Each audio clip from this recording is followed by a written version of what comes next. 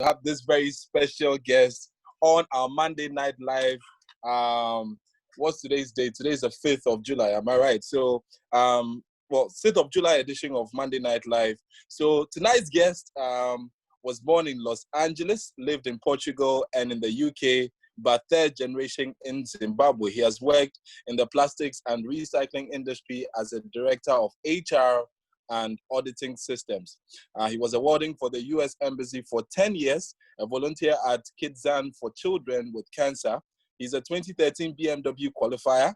In 2014, he actually earned the $100,000 per year rank in Worldventures. In 2015, he traveled for 6 months and worked for 6 months.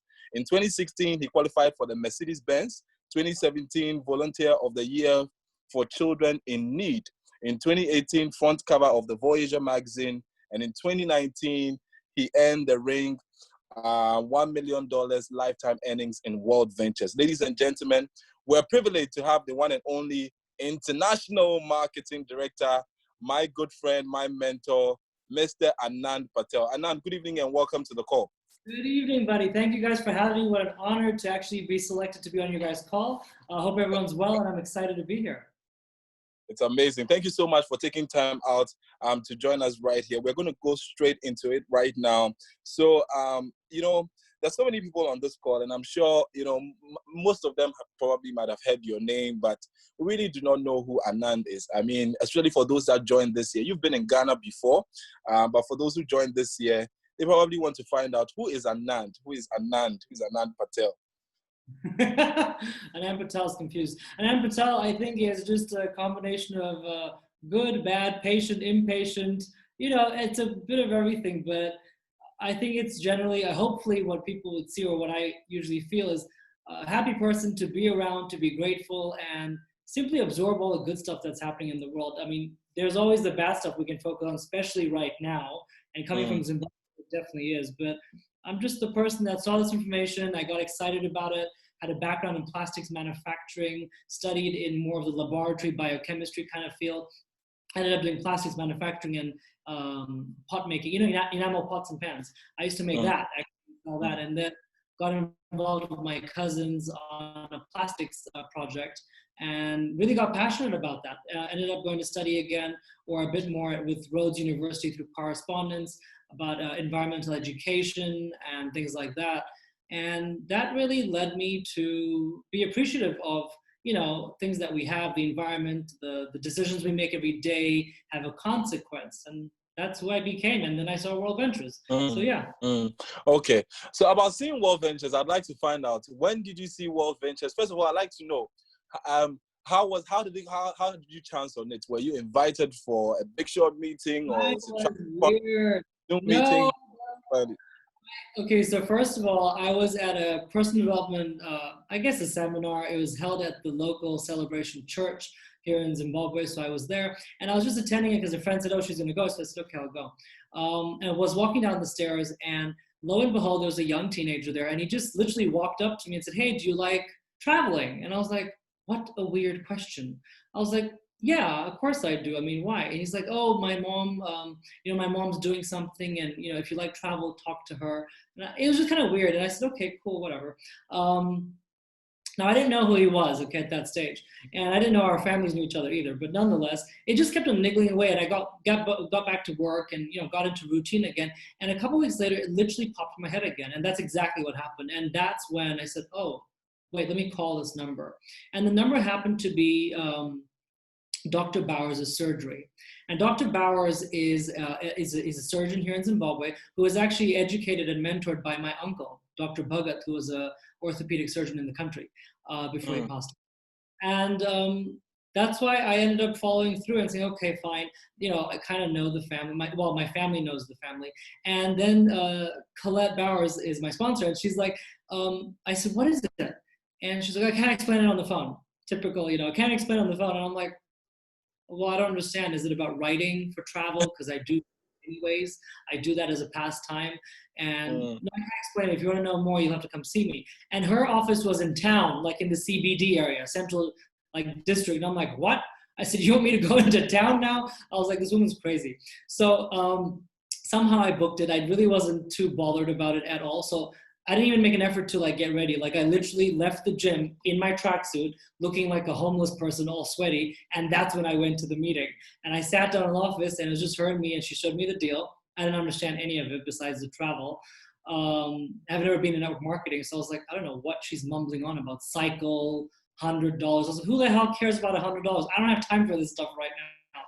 And I literally went back, and I went home, and then I got to work, and I ended up going on a holiday to Istanbul with some friends a couple of weeks later, maybe a month. And I came back, and literally it just kept on just tick, tick, tick, tick. And I was like, something was, I don't know, something was there. I just don't know what the hell she was talking about.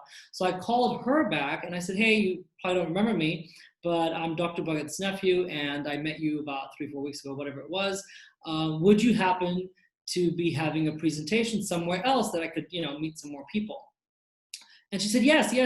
Actually, I've just started that, so I'm having it in town on Tuesday. And Tuesday was my yoga day. And by the way, just so you guys know my personality, I did not like any space in my diary. Like I used to be busy from 5 a.m. till 10 p.m. I just did not like space. So I had Tuesday night was yoga night. There was no negotiating on these things. And I was like, what? I said, is that the only day? She's like, yeah. I was like, okay, let me miss this class Tuesday, and I'll just go check out what it was. And that's how the process started. And in fact, I invited myself back and back and back. In fact, I invited myself, I think, about 5 to 6 times. No one invited me. I just went to the same venue every Tuesday and sat at the back. And then I was like, right, I don't know what they're still talking about, but I'm going to do this. And it's because my parents were the ones, my dad, actually, my mom, and my uncle. He's 86 now. Those 3 people are the ones that literally said, are you stupid? Why aren't you in this yet? That was literally my uncle's conversation. He's like, when did you see this? I was like, oh, well, about, 6 weeks ago, blah, blah, blah, blah, blah, blah. And he turned around and he's like, are you stupid? He's like, this is leverage. Like an 86-year-old had to explain to me about leverage or network marketing. He's like, it's leverage. Just say yes and figure it out. And that's how I started. My mom wanted me to do something for myself, not just the family business and my cousins and all that stuff. And she said, you need to do something for yourself, and you need to learn how to build something from zero with nothing, no resource. And that's why I started. My mom, my dad, my uncle, and Colette did a fantastic job in kind of like, just repeat, no pressure at all. And I kind of got it then. I was like, okay, fine. So I'll tell you guys now, when your friends say no initially, it just means I don't understand enough. And sometimes people need to see it 3, 4, 5, 6 times. And statistics in network marketing have actually shown us that people that earn the average person that earns 6-figure income in network marketing industry actually saw their presentation 6 times. So why do you give up on people? Right. Awesome. So, fast forward, you got started, and how was the initial stage for you? Like, I mean, like, let's say first 3 months of your journey in Worldventures. What did you get up to? No time. So I used to wake up at 4:15 in the morning before. So can you imagine like what the days were like already, right? Gym, full-time job, employment, volunteering at the U.S. Embassy, a volunteer at the local hospital. So between all that and writing, I used to like writing as well. So I used to be busy. So when I saw this, there was no like, there was no game plan. There was no initial induction or anything. I just said, what do I have to do? And she's like, oh, just invite your friends. No invitation, nothing. Just invite your friends to see this. I'm like, okay, cool. And because I worked all the time, all I did, I guess naturally, was while I was walking into the boardroom or while I was in between, corporate meetings and stuff, I used to literally call my friends then. And it was ironic because now we know through Quick Coach and training now that, hey, be in a hurry. Now, no one told you that at the beginning, but if you're a busy person, you just know that you don't have time for this nonsense. And I didn't know about the big money, by the way. No one told me about $20,000, $30,000 can be made, $50,000. No one told me that. I didn't have the presentation didn't explain that in those days. And I just liked the idea. I said, hey, I can travel with friends. So what I started doing in between breaks, I used to call friends and I emailed a lot of my friends because I used to work all the time on email. And I invited people to the weekly meeting. Now, when I arrived to the first weekly meeting, it was a small little room in a Greek club in town. Small, and I think there was like just a few chairs there. Obviously weren't prepared for much, but I came into my first meeting on a Tuesday night with 33 guests. So I didn't have time. Wow. I just invited, I said, hey, you need to be free on this time. I've seen something, I don't understand it. it seems to be really big. Bottom line is, I've worked with you in the past. You trust me enough to come. And if you do, I need your name and number on the guest list. End of story. And that's the first meeting I had. I remember walking with 30-something people. The second week, about 30 people. And the third week, Wow. so the first 3 weeks, at least I got at least 80 people through the door. None of them joined up, okay? But I got them to the door, and I didn't get upset about it, because to me, I didn't know that I was supposed to be upset when someone says no. I didn't even know no, because I didn't even ask. I didn't do a closing. It was my fault. I did no closing. No closing. Literally, presentation was on. I sat in the front row. My guests were sitting somewhere at the back. I didn't even sit with them in those days. And I just, okay, well, we're done now. I have things to do. I got a night class to get to. I just walk out the room and do my next thing and go home. I was like, I don't have time. I gotta go. And that's how I started. You just learn as you grow, and no big deal. Awesome. So you invite all these people, you don't ask them the closing question, and then after the presentation, everyone goes back to their lives. So no one answers anything, because I didn't even ask, hey, do you want to join? I used to just walk out the room. And I just figured, because when I saw it, no one asked me anything. I invited myself back into the room. So I was, well, if they want to join, they'll join. I used to just walk out. I was like, okay, if anybody wants to join, just fill up the form and I'm going, and I'm out of here. I was like, I didn't know what I was doing in the beginning. Very interesting. So for you, you were not even focused on getting your FOR and waiving your monthly fees as soon as possible, right? No, I had a really good lesson from my dad. My dad's been in business as an entrepreneur since I was born, and he's known the ups and downs of owning businesses, losing businesses. He's had businesses in Mozambique, Angola, Zimbabwe, clearly all crazy ass stupid countries, because you make it, you lose it, the government takes it, communism took it. It's just been chaos. So my dad, when I saw Worldventures, he said, if the biggest mistake you make in your business life is a few $100s, Anand, I'm scared to tell you this, but you're not going to get rich. Like, you're not going to make money, because I was like, I don't know if I should join. This is 360. When I joined, it was $360, right? Just the travel membership and the business. And I was like, oh, I don't know if I should do this. I need to do this as well. He's like, Anand, if the smallest decision, the biggest thing you make in your life is a $360 decision, and you lose some money, hey, my friend, I don't know how to tell you this, but you're not going to make any real money. And the second thing, that I joined up because of that veiled threat. I was like, fine, I'll just join and see what happens. And then the monthlies came about, and I saw, it's like, I don't remember, it was $61 a month in those days. So, people paying like $25 a month and whatever it is, I was like, yeah, we used to pay more. But anyways, so I remember my dad actually said, he said, oh, I want from you $60 times 6. And I was like, what? Why do you want that? He said, okay, well then 60 times 12. And I was like, what are you on about? The more noise I made, the higher his number went. And I'm like, why do you want that? He's like, because you mentally need to put away that money in the safe, lock it away, and never see it again. Because if it takes you a month to get 4 or 6 months or 12 months, it should not matter to you. So actually, my dad was one of the best trainings I had, like without even knowing it. He literally trained me for that. He said, if all you're worried about is getting 4, you're not going to make any money here. So why do you care if you have to pay $40-something or $60 a month for the next 3 months, 6 months, or 12 months? That is irrelevant in the bigger picture of making business. So that's. So was your dad in the business himself? Because he seems to have. No, not at all. That sense. No, he wasn't. He joined me actually as a favor. And I said, oh my God, you gotta join. He's like, when you have 5, I will join as your 6th. And we'll join for travel. Mother and I can take a travel holiday. And lo and behold, they ended up upgrading to business, because some of the people that they were enrolling for travel wanted to do the business too.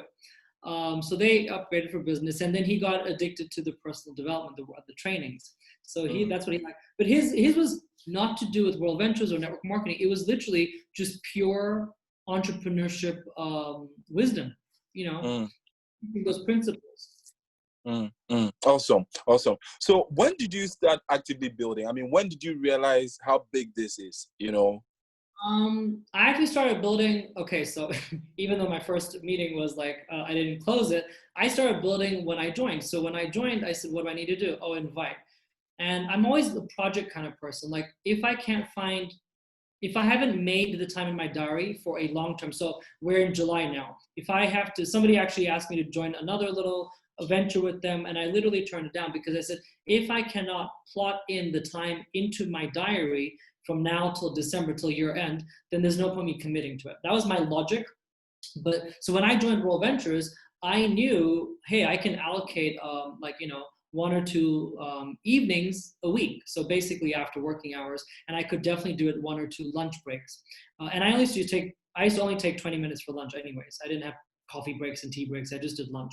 So bottom line is, I started building pretty much immediately, but not in the right way. Clearly, I made a lot of mistakes. And it wasn't that I knew it was a big deal. What I knew was that there was a huge potential. Clearly, when I went to my first training, I realized there was a lot more money to make than I thought. Because I knew that there was money. Because once again, my dad read the whole compensation plan. So from the website, he read the entire thing. And one thing I didn't mention to you was I wasn't actually allowed to join just like that. My cousins, myself, and eventually my dad we all worked together in the plastics company while he was running his other business. But my cousin sat me down. He said, hey, this looks like a great idea. I just verbally vomited on him. And he then said, but Anand, because you need to go to the lawyers. So I actually went to the lawyers. And the reason it probably took me the 6 weeks or whatever it was to say, yes, I'm in, I got a yes from our factory lawyers. We have like consulting lawyers. And I went to them and I said, hey, here's the terms and conditions from their website. It's at the bottom, and I printed out the compensation, whatever I could print out on the website. And I gave it to them in a file. I said, can you go through this and validate if it's real and if this is not a hoaxy thing? And simply put, he called me a few weeks later and he said, yeah, it is.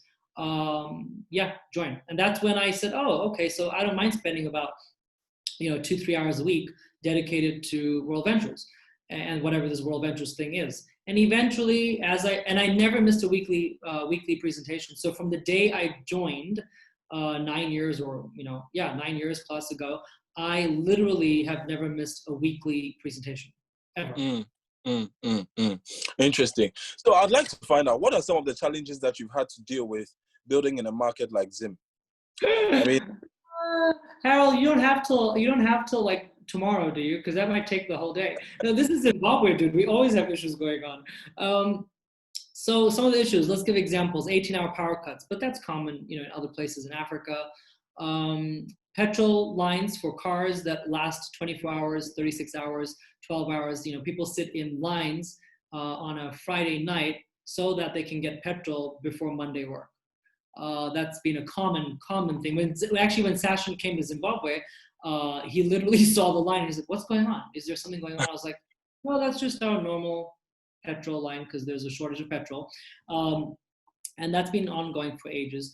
The other thing that was a major thing here is our politics and social situation. So our currency is the only currency on the planet at the moment that is not recognized or valued outside the borders of Zimbabwe. So if I came to Ghana, for example, with 1 million Zimbabwean dollars, I can't do much with it because your Bureau de Change doesn't recognize it, your government doesn't recognize it. So it's fake monopoly money. And we don't have you can't operate 2 currencies here. So there was a scenario also where we started using the US dollar, hyperinflation kicked in.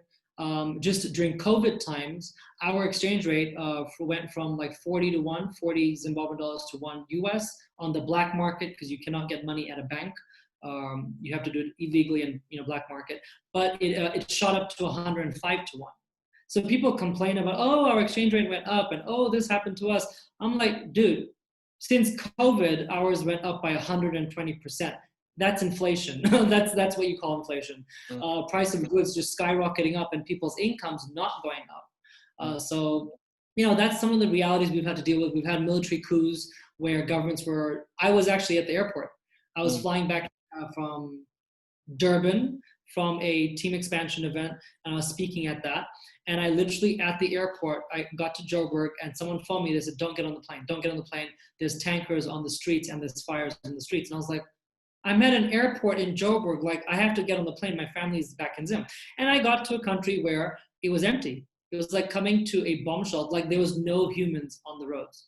Imagine coming back home to a big metropolis city like Harare. We have skyscrapers, but it's empty. So things like that have happened in this country. We've had a lot of bizarre situations. So how have you had to deal with all these things? I mean, staying positive, always, always hoping that there's a lot of light at the end of the tunnel, just keeping your team afloat. And I think you put some keywords there. If you're not a person that lives with hope, and if you take things for granted all the time, like power, water, we don't have water, so things like that, you just gotta be grateful for the small stuff. And I think as Zimbabweans, it's not me, but I think we're so privileged that our team in Zimbabwe, as a country, as a nation, we've really either got thick skin or have played victim. And the victims usually suffer. They change companies multiple times. They become victims of everything they do. And, I'm blessed with a team that really has, when I've felt down, they've picked me up. And I hope that when they're down, I've picked them up. And that's just been through personal development. I'm not saying you have to be upset. There's people that fall victim of personal development too. They just get into this whole, oh my God, I read this book and I did this course and I did this and I did this and I did this, but yet didn't apply any of it. And I was like, better to do 15 minutes a day or 20 minutes a day every single day, like reading the Bible. If you're doing it every day, do personal development. If you're showering every day, which I hope you are, do personal development. And I think that was part of the Worldventures journey for me, because I was really not into personal development when I joined. I actually walk into bookshops, and you get beautiful cafes when you travel, and you get to these cafes and bookshop styles. I used to always look at people that used to go to the self-help area. I had never even walked past, just because of the word, how they categorize it. They don't say self-development or personal growth. They usually call it self-help. And I used to always have this thing that was like, well, if you need help, you're weak. Like, how messed up can you be that you need self-help? What is self-help? I mean, you either need, professional help, but self-help to me sounded like a bunch of weird things. So Worldventures opened a whole world of growth. And I think history before Worldventures helps you, like where you come from. Think of your parents and how they struggled. And my parents struggled a lot. They lost they got married, and within a few months of getting married, they got locked and blocked out of Mozambique. They left their new house, their factory, their employees. My mom was a newlywed at 20 years old, lost everything within 6 months of marriage. So them being positive as us growing up through the ups and downs of life really helped me. But our team, generally speaking, in Zim, you have to be positive in Zimbabwe to come out on the other side. You really. I guess so. Now let's move quickly into COVID. I mean, we all know what COVID has done. It's disrupted a lot of things. But for us, in WV, I mean, for us here, it's been such a blessing. I mean, how have you had to deal with COVID? I mean, first of all, how has COVID impacted your business? How did you adapt? In the beginning, what was the reaction to the whole lockdown things? And how did you adapt quickly? And how did it eventually affect your business? Okay, so I guess pros and cons. In the first instance, none of us were prepared for like a mass epidemic. And I've got family around the world, so as it started affecting the family before it even got to Africa. And funny enough, I actually went into lockdown 7 days before the government announced it here, just because we had a dream break. So we had a dream break in Harare. We drove out; it was so fun. And then we were driving back, and all this chaos started. And I was like, we better just go into lockdown because we know this is going to happen.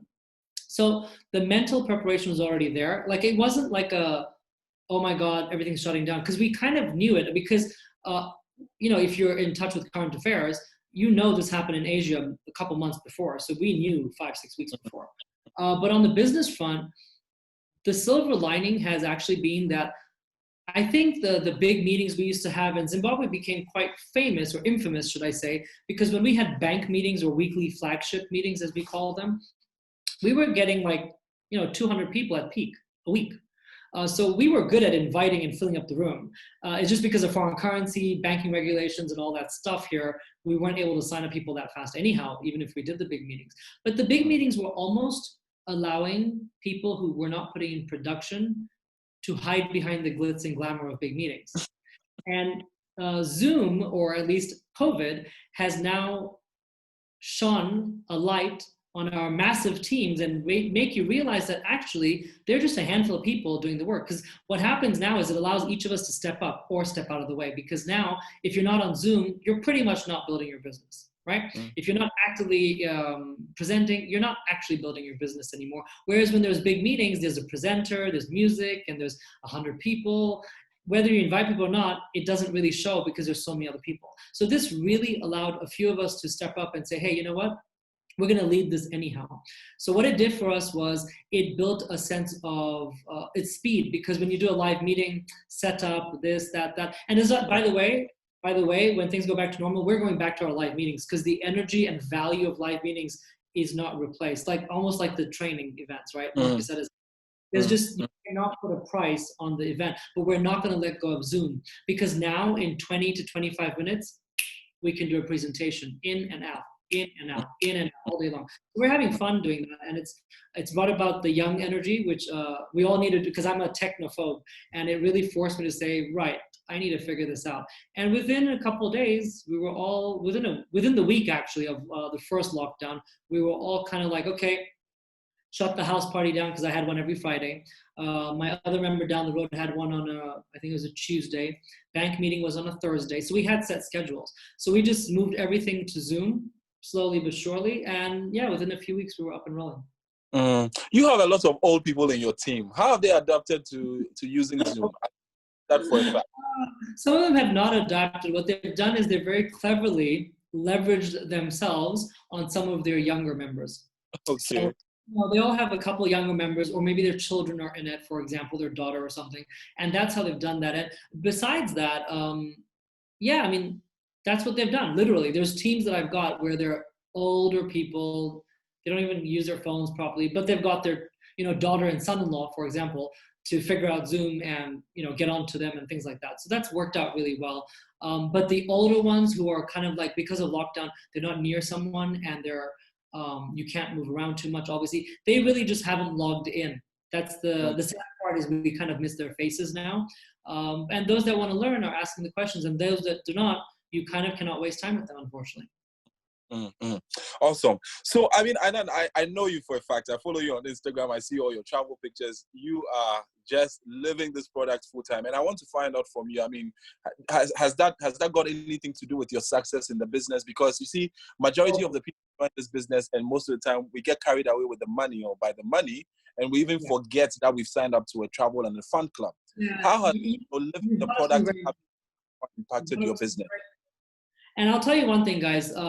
The people that have done, so we live in a bit of a bubble. Africa, generally speaking, we live in the bubble of Africa. We think our team, East Africa, West Africa, and South Africa, we think those teams are the only teams. And what we need to realize is, okay, let's go ask the people making the big bucks. Let's go ask Carrie and Lisa Schneider what they do. They lead with the product. Let's go ask Martin Rook what he does. Leads with the luxury product. Let's go ask Jeff. Leads with the product. And the hilarious part is, in Africa somehow, because of the third world scenario, it is a mental thing. We have a scarcity mindset.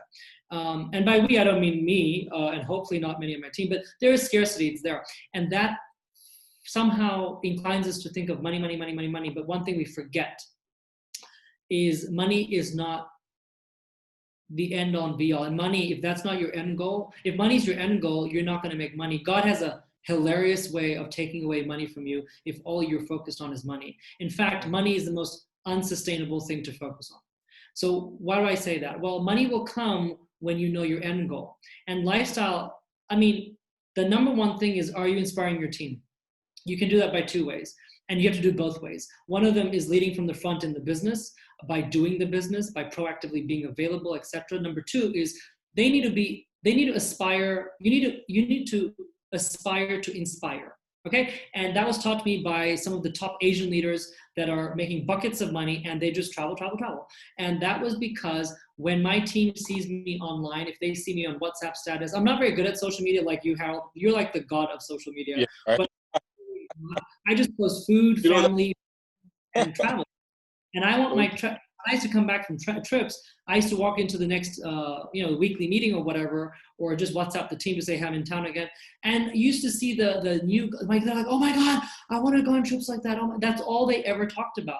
And Zimbabwe, being the worst economy of the entire 45 countries in Worldventures, it was hilarious that we had some of the highest uptake on product, and we had some of the highest retention because of product, and our testimonials were purely built on that. People dreamed of going on that cruise, and guess what? A year and a half later, 3 more people went, and their testimonials replaced mine, and that's how we grew the travel product. It really became a product of the product. I'm not saying I don't use social media for recruiting.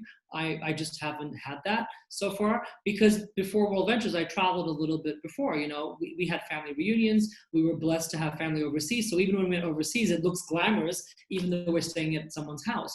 But reality is, a lot of my friends that, you know, I showed and even follow me, they used to make comments like, oh, this is so good for you because, oh, well, you travel. The rest of us in Zimbabwe have no dreams of traveling. We can't possibly think of that. But you used to go to America every year, and you used to go to Santon every single year. So you're so lucky. This is perfect for you. But guess what it did? While I maybe didn't get personal recruitments out of my social media, or at least my travel focus, my team members, they dreamed. And our goal as leaders and members of this club is to dream big. It's to follow the dream in Wayne Nugent's steps. And that's the best way to do it, you know? Awesome. Awesome. So tell us, I mean, I'd like to know, what kind of books are you reading? What kind of personal development materials do you consume? Well, right now, lockdown has changed my focus a little bit. Lockdown has made me a very more spiritual and more inclined to go into that realm. So I'm reading something called The Anatomy of Spirit. It's actually nothing to do with conventional that's my business shelf over there. That's my personal development shelf. My spiritual shelf is up. So bottom line is, I'm reading that because I do believe that a holistic person is a happier person. And I think a holistic person definitely has more success in life. I used to often say on stage, and you might have heard it, Harold, oh, life is about, you know, I always try and find balance. And I realized of late, especially since hitting the $1 million ring, and at least IMD hitting since the last year, I was like, there was no balance actually. You have to be obsessive about something to get it. You have to be obsessive. But what will bring about that personal development is, I'm reading like about spirituality, so you can attract the energy and the person you want to become. Because Worldventures is a conduit, it's a vehicle. So if you don't know what your life's going to look like, or the person you are trying to become, the best version of yourself, if you cannot articulate that, then you're kind of just fumbling your way through it. And then you wake up one day and you're like, I'm still very confused about it. So I'm reading Anatomy of Spirit right now. And before that, so what I've got here, for example, I like what are some of the books you have on the shelf over there? Yeah, so some of them are really good. I love Robin Sharma. He's one of my favorite authors when it comes to this kind of stuff. So Robin Sharma is over there, and Dr. DeMartini, Counting Your Blessings and Your Gratitudes. So, like, you know, things like that have really helped. I mean, The Slight Edge is my favorite. So I've got Family Wisdom. I've got the man who, the monk without a monk without a Ferrari and stuff like that. But this is one of my, it's always been my favorite since I got it. The Slight Edge by Jeff Olson. This is, if you want to be a better husband, wife, parent, should I say, you want to lose weight, for example, you may want to be more financially intelligent with your money, things like that. Any of those characteristics, this book. So Worldventures, building it consistently, this book. It's really helped me. The Slight Edge by Jeff Olson. I love it. Awesome. So tell us, what is that one thing that, you know, you ever heard from a network marketing mentor that has, you know, really helped you in building this business? That one thing that you heard, be it from, you know, a PD seminar or, you know, an audio or whatever thing it is. Okay. Well, there's a couple, but I will say one of them was, you need, when you buy into the business portion of Worldventures, the franchise or the network marketing part, you need to own the company. You need to be the owner, not the customer. Okay. So what that meant to me, the penny just dropped. It was one of the seminars in South Africa, years and years and decades, like literally when I joined. Okay. So this is like early days. And I was like, what does that mean? Because I had a plastics company, and I never used to talk like, oh my God, this is the problem. You had to be part of that solution. So I knew that in the boardroom, And I knew that when I was doing human resource issues, labor issues, we had, riots in Zimbabwe, all that kind of stuff. And I knew that had to be part of the solution. And in World Ventures, I never thought of it that way, because I used to just think, oh God, for God's sake, this is not working. Oh God's sake, this is not working. They're not answering the phone call. In the beginning, you're kind of like a customer, even though you're in the business. And then eventually the penny dropped and he's like, you need to be the owner. And I was like, oh, that's interesting now. And the second one was my first dream trip ever. Was within the first year of joining, of course. I joined, and within a few months, I can't remember, but within a few months, we went across to Mykonos in Greece because we couldn't get to a training in Africa. There was nothing here. And we had to fly to Greece. And honestly, when Colette told me that, I thought she lost a few screws in her head. I was like, nah, you're crazy. I said, no, are you going through one of these women issues? Because you sound bonkers right now. I was like, where am I going to get money to go to Greece, Athens, and sleep at the Intercontinental Hotel for the training, and then go to Mykonos for a 5-star luxury weekend away, a resort away, right? And I was like, what?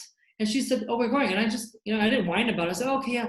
I was like, wait, I've always made everything else happen, actually. So when I was younger, or before pre-World Ventures, I used to always keep the password on my laptop. You know how it prompts you to change it every 3 months or whatever? I used to always put down my dream destination for the season. And I'm not kidding you. Attraction works, because there are so many of those places that I did. So my passwords used to be cities or islands or whatever that I wanted to go to. And then my friend and I sat down pre-World Ventures, and she's like, do you know how lucky we are? We've made things happen. And I was working full time, losing money to hyperinflation, and we still went away.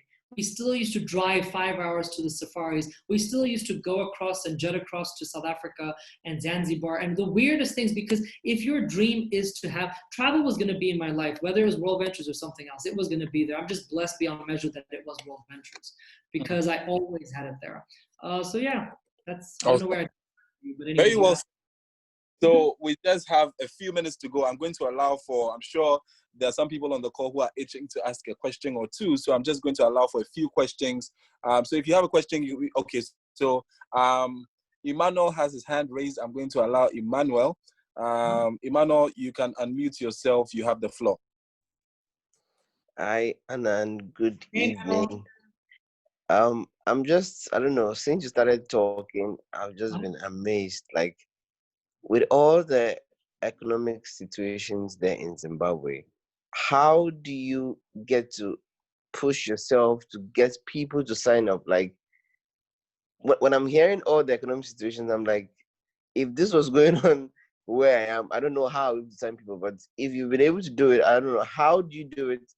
I don't know. I just don't understand, honestly. I just don't understand. What I'll say is this, it's a good question, because sometimes I think I'm crazy, and then I realize that some of my team leaders are just as crazy as me, so clearly we're all crazy, which is fine. It is the innate belief that there is light at the end of the tunnel, that God only puts in your hands and your heart what he or she, whatever your belief is, that you can get through. So our number one strategy was just show more people. And it sounds, I know it sounds, oh, that sounds easy, but we literally got to the stage where our numbers were so pathetic that we had to show 80 people to get one. 80 to 1. And I'm like, that's a joke. Because when I went to the US and I literally called up a few friends of my sister's, I signed up 4 people like before breakfast. And I'm like, when people complain about stuff, and they're like, it's so hard in South Africa because the rand is now 19 to 1. I'm like, oh my God, you people are such a joke. Like, I start laughing.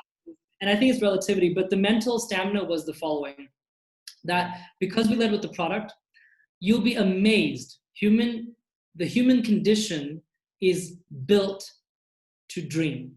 So the minute you focus on the product and the actual testimonials of product, and you zone in properly, and you teach your team, a couple of them, we only had a couple in the beginning. What happened was, whilst the country was dying, melting down, shutting down, offices shut, buildings were shut. You guys talked about lockdown. Do you know a couple of years ago, we had a 5-day lockdown by the government. They shut down all internet and social media platforms so we could not communicate with anyone. Okay? So when things like that start happening, you realize that, hey, the world can get crazy, but the dream of when things were going bad, people, they persevere to join when they hear a testimonial of travel, because they know that their child deserves something better.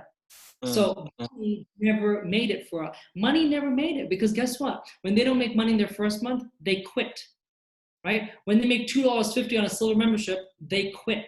So my reality was, hey, the fact that we started on travel, I mean, thanks to Colette to push me to get to Greece, and I thought she's warped, and I'm like, whatever. But hey, it worked out because all we focused on was like travel then. And all of a sudden, it was the anti-venom to the poison that this country gave us, which was like, hey, people still dream of travel. So the worse the situation got, the more we focused on travel. But we did focus on the business because look, I mean, that marketing director, I was making $10,000 a month. So it was clearly, it was on the right trajectory, you know? It really was one of those blessings. We didn't know we were doing a strategy thing. We just did what we were told. Marcus said, and legal compliance said, the product is what you have to sell. That's the membership. And on the side, you say, oh, by the way, there's a business opportunity, and this is it. And what happened over time in Africa, money, travel. People actually, I met people in Africa that didn't even know they were in a travel club. I'm like, what? What do you think you just did 4 days ago? Oh, you just invite people and you make money. I'm like, that's the definition of a Ponzi scheme, actually. That's illegal. So they don't even know what they're joining. So we in Zimbabwe became really cognizant of that. So look, my answer to your very simple question is this. You have to live in hope. You have to visualize, okay? Just before this call, I got on the call a bit early, so I muted myself and sealed it. I literally did a visualization. There's an open, you can do it with your eyes closed, and I visualized what is your epitome of life? What is it? And if you do that, I'm telling you now, you can go through 80 no's, but who cares? Like, does it really matter? I mean, honestly speaking, we're supposed to be doing this part-time, and this is meant to be a supplementary income. So does it truly matter? And if you've thrown all your chips in, don't get mistaken. That doesn't mean go full-time. It means your chips, your attitude towards this business should be full-time, even if you're doing it part-time. So when we went through struggles in World Ventures, there's been a lot of issues, not only in Zimbabwe, but, you know, and when people start struggling, oh my God, I was like, it should not affect you. I said, because this is your part-time gig with a full-time attitude. So, hey, it's delayed reaction. I said, God has other things planned for you, better things planned for you. But if you don't be the farmer and plant the seeds, you're not going to get very far with this. So, hey, let's continue. Well said on that. Thank you for that. So we're going to move to the next guest, Nikwe. I see your hands up. So Nikwe, you can roll right now. Hello, Nikwe, can you hear me? Yeah, I can hear you. Can you hear me? Yes, loud and clear. Please take it away. Awesome. We've never met, but I have admired you from afar. And I'm really, really excited to be on this call, to be honest. My question for you mainly is around, so you mentioned Paulette got you to travel to Greece, right? And it's something I have been thinking about, like, how do you transfer that excitement to your team and to want to believe in training, to want to go with you to training, to want to, assuming this was not... How do I promote the trainings? Is that your question? Yes, how do you get your team to follow you to training? Like, to buy the vision into why they need to train, because that is one of the objections you get, that network marketing, you sign up, you pay for training, and they spend your money. Yeah, that is true, and that's an attitude I had when I joined. I remember having a tizzy fit outside South Africa at a training to say, if they pitch me another training, I'm not going to go until I start making some money here. And thank God I didn't pay attention to my stupid brain. But anyways, now what I do is, it's not me doing it, we do it as a team. So our team we've always had a principle. We followed Marcus said his original recipe from like 8 years ago, whenever it was, when I joined, or 9 years ago. And it was, you do the presentation and you present on the business.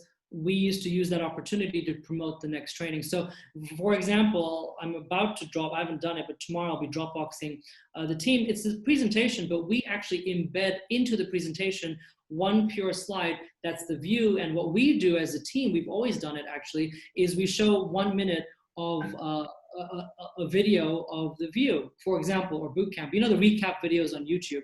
So we show that. So it shows this prospect and the members on the call or the Zoom that, hey, this is what's coming. So ours is not like we're trying to play catch up a month before view.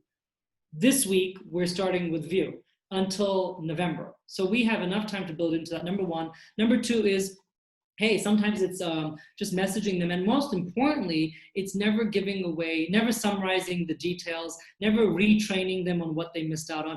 If anything, it's basically FOMO. So some good pictures, some buzz on the WhatsApp group. And besides that, I'll be honest with you, the art of promotion is simply always be promoting the next event. So what I do not really agree with is people that just want to show the Worldventures in 5 minutes. Okay, it works for some people. And then they join up and then you never get them to the training because guess what? It wasn't part of the presentation. They didn't know that, oh, you're going to join us in business. It's in your best interest. I never say you have to do it. Some people say that. I'll say it's in your best interest. If you want to be on the winning side of the team because only 20% of the people who join the business make money in the business, that's another highlight. We are transparent. I don't mince words. I was like, hey, by the way, only 20% make money in the business. Do you know why? Only 20% follow the system. And step number one in the system is book into the training. That's already done in the presentation. Right? Awesome. And that's fine. They may not come straight away because in Zimbabwe, look, $150, it's a crap load of money to get right now. There's no dollars rolling around in the country right now. But that said, guess what? We've got people booking in. We had people booking in last minute, literally the morning of boot camp, they were booking in because they had seen it. They joined 3 weeks ago or 4 weeks ago, and they were hustling to get their money because guess what? We didn't just start calling them a week before. We actually just have it in the presentation. So I recommend you are promoting the next event the minute the next event is announced. That's what we usually do. Okay. Thank you very much for that. So moving on to the next guest, we've just got a few more minutes to wrap up right now. So Kuziwa, your hand is raised. If you can hear me, please take it away. Hello, Harold. Can you hear me? Yeah, loud and clear, brother. Awesome. Thank you so much, IMD Anand. Always a pleasure learning from you. So I just wanted to know, to get to IMD, you obviously had to Blitz, right? So I wanted to know what personal adjustments you've made during the COVID for you to Blitz using Zoom personally. Okay, fair enough. Good luck. So number one, you need to, so what's happened is one of them that we've done as a team is really making sure that everyone knows that, hey, we're all available for testimonials, 3-way calls and stuff. But the only adjustment has been being stuck in my house because for me, I know it sounds really arrogant in a way. I know people are like, oh my God, I'm going crazy, I'm at home. I've actually, I meditate and I tell myself, I love being at home. I love being in my situation. And why? Because last year I did 28 trips. So I was blessed beyond measure to go to Hong Kong, Taiwan, Taipei, Philippines, this, that, the other. The whole last year I was traveling. So when this happened, the adjustment was, I'm basically not packing a suitcase, okay? That's my adjustment. And the next adjustment was becoming friends with my laptop and getting other members into action mode. And how do you do that?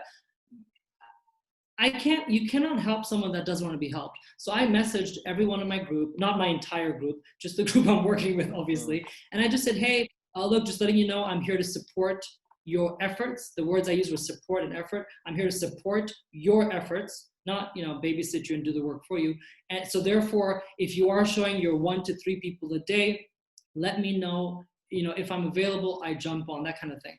And that's the only adjustment that we took, because really, if you were working the business before COVID, you're working the business after COVID, and the adjustments are going to be constant. Guess what? After this season, there'll be something else next year. I mean, things like this in the world are going to happen all the time.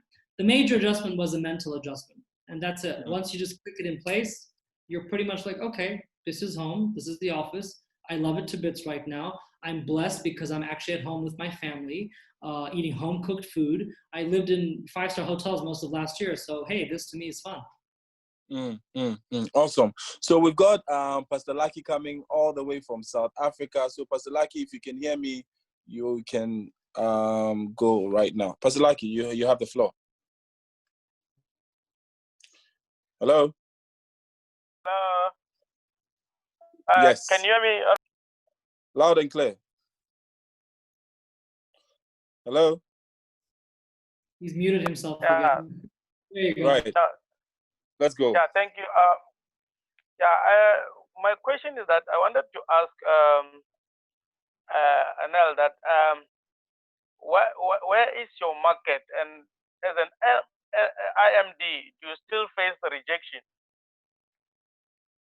Oh, that's a good one, actually. Yeah. So, great question, because I remember a couple of years ago when my first training with Sachin, it was an RTE training we did in Kenya. I was shocked when some prospects that his team had invited to the hotel, they came to see it, and each one of them, 3 of them, all said no, no, no. And I'm like, why would you say no to Sachin? I mean, come on, you make money.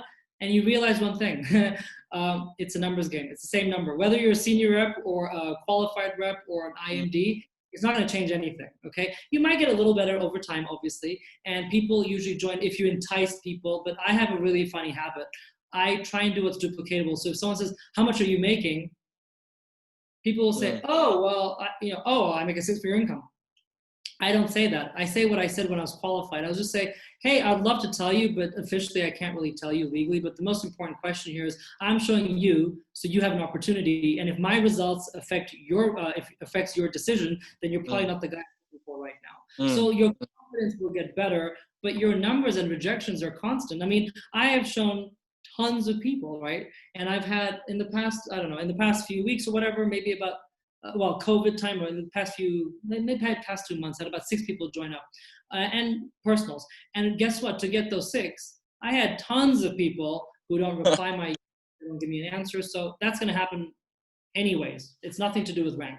That is part of the business. So you got to fall in love with the process of filtering and funneling all the numbers. That's the game. Okay. I like this. So Pastor Laki, I hope your question is answered. And he was asking which markets do you have most of your? Well, predominant market is and always has been Zimbabwe. It was actually quite equal for a while. So Zimbabwe, Zambia, and the UK was a phenomenal market at a certain stage, and it all died off. I mean, literally, I'm talking about 1,000 plus, all died off. So we've had a lot of markets grow and drop, but the major markets are pretty much Zambia, Zimbabwe, and slowly but surely, hopefully getting back into the UK market again.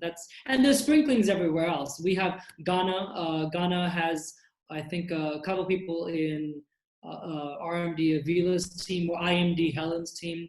There's things going on there, but those are all sprinklings, right? But they're definitely growing on the up, so that's good. Yeah. Awesome. So we're going to allow for 2 more questions. Nisa is here. Nisa, if you can hear us, please take it away. Hi, Anand. Thank you for that. The question I wanted to ask you, I'm just come back to the UK, and I wanted to start a 90-day Blitz. But I'm also reading the Robin Sharma book about the 5 a.m. club, who talks about having a day for rest. In the 90-day, during a week, would you have a day off, and what day would you choose? Okay, so that's a great question, because I think most of us, we overestimate what we can do in a long period of time, and we overestimate what we can do in a short period of time and underestimate what we can do in a long period. I would recommend, so I follow Robin Sharma I love him to bits, the 5 a.m. club and all that stuff. A lot of his principles I've adopted into my daily routine. One of them, definitely off day. And I say that because even when it comes to diet, I can be healthy and juicing and vegan and all these things, but hey, you need a day off. So I'm like, you need to have the pizza and the cake, and that's usually on a Sunday for me, a Saturday or a Sunday, depending on family scheduling. But when it came to blitzing the business, you need to recoup, and you need to know that you have family time, for example, if there's family, or you need that Netflix binge of yours. I don't have, this, Nisa, I don't have TV, I don't have DSTV or anything. So you need to know that you got 1 day off to recoup, recalibrate, and if you have family and kids, they need to know that one day you're going to take them for lunch. You're not going to just be on a crazy mode. So I think 1 day is humanly necessary. You can pick whatever day works for you. I mean, Monday for me is my administration day because I work every other day. But I still work on Monday, but it's admin day. So I follow Tim Ferriss when it comes to what he calls time chunking. You chunk in activities, similar activities together, so your brain power is focused in. So it allows you to do that. So definitely take a day off. Why not? Make sure it's the same day. You know what? I recommend your day off in your Blitz, your business, is the same day off on your diet. So you can eat good food, junk food, and have fun, and then get back on the horse again. Okay, awesome. Thank you so much. Thank you so much, Lisa, for your question. So Anand, finally, we're wrapping up. Your final words for our guest, and then we can wrap this up. My final words are, when I grow up, I want to be like Harold. So I think my final words are very simple, guys. You're going to have ups and downs. Embrace them. You're going to have mental blocks.